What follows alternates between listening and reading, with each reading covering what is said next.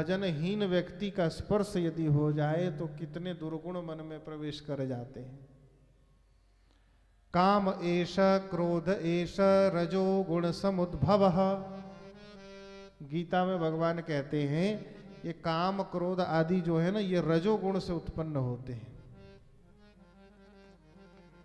कई बार लोग प्रश्न करते हैं, महाराज प्याज क्यों नहीं खाना चाहिए, बहुत ये सब ऐसे प्रश्न करते हैं, प्याज क्यों नहीं खाना चाहिए, लहसुन क्यों नहीं खाना चाहिए।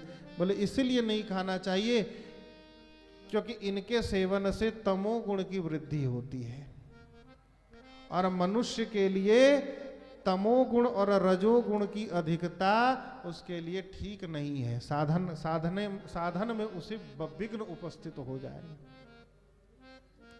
रजोगुण सृष्टि तो भैया तीनों गुणों से बनी है, सबकी आवश्यकता है, परंतु जीव साधक के जीवन में सत्व गुण की वृद्धि उसके जीवन में होनी चाहिए। सत्व गुण की वृद्धि जितनी होगी उतना भजन बनेगा, उतना धर्माचरण होगा। और जहां सत्व गुण की वृद्धि नहीं हुई, तमोगुण की वृद्धि हुई, तो वहीं बेड़ा गर्क हो जाएगा। तो प्याज के सेवन से, लहसुन के सेवन से, गाजर आदि के सेवन से क्या होता है, तमोगुण की वृद्धि होती है। हाँ, इसलिए जीव को सात्विक होना चाहिए, सत्व गुण बढ़ाने का प्रयास करना चाहिए। अरे खाने के लिए कई लोग कहते महाराज फलाने में तो बहुत सारी औषधि है, इसे खाओ तो, गाजर खाओ तो आंख के लिए अच्छा, प्याज खाओ तो वो भी किसी के लिए औषधि का काम करती है। प्याज, लहसुन भी औषधि के रूप में उसका वर्णन है। तो भैया यदि आयुर्वेद के ग्रंथों को देखोगे तो उसमें तो भैया गाय के मांस का भी वर्णन है कि उसमें भी उसकी भी एक प्रकृति है, उससे भी कौन कौन सी बीमारियां ठीक हो सकती हैं, उससे भी क्या क्या दूर हो सकता है। इसका मतलब ये थोड़ी ही है कि उसे खा लेना चाहिए। भाई हर एक वस्तु में कुछ न कुछ तो गुण होगा ही, लेकिन तो इसका अर्थ ये थोड़ी कि हर एक वस्तु खा लेनी चाहिए। हाँ,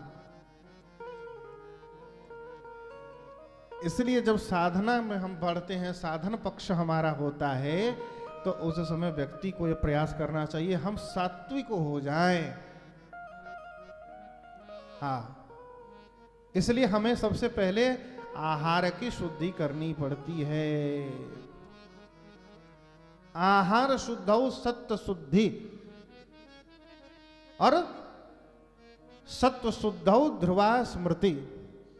इसलिए आहार की शुद्धि बहुत आवश्यक है। महाराज जब हम आहार ही शुद्ध नहीं करेंगे तो ये बताओ हमारा विचार शुद्ध कहां से होगा, और जब विचार शुद्ध नहीं होगा तो हमारा व्यवहार शुद्ध कहां से होगा। रजोगुण तमोगुण की वृद्धि होगी तो क्या होगा, काम बढ़ेगा, क्रोध बढ़ेगा, प्रमाद बढ़ेगा। और किसी भी साधक के जीवन में यदि काम क्रोध बढ़ेगा तो उसका सर्वनाश हो जाएगा। जीवन भर माला फेरते रहे, पुण्य अर्जित करते रहे, क्रोध में आकर किसी को श्राप दे दिया तो सारा पुण्य नष्ट हो गया। एक सेकंड में सारा किया धरा गया काम से। इसलिए कहते हैं, भगवान कहते हैं काम एष क्रोध एष रजोगुण समुद्भव। ये महावैरी है, इसका पेट बहुत बड़ा है, इसलिए सावधान। सुनो, काम से क्रोध की उत्पत्ति होती है, काम से क्रोध की उत्पत्ति।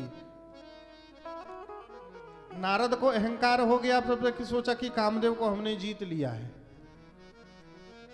और कामनाओं में जब कोई बाधा पड़े ना तो उस समय क्रोध की उत्पत्ति हो जाती है। आप फलानी वस्तु चाहते हो, प्राप्त करने के लिए प्रयास किया, यदि उसमें विपदा आई, यदि उसमें कोई बाधा आई तो क्रोध उत्पन्न हो जाएगा।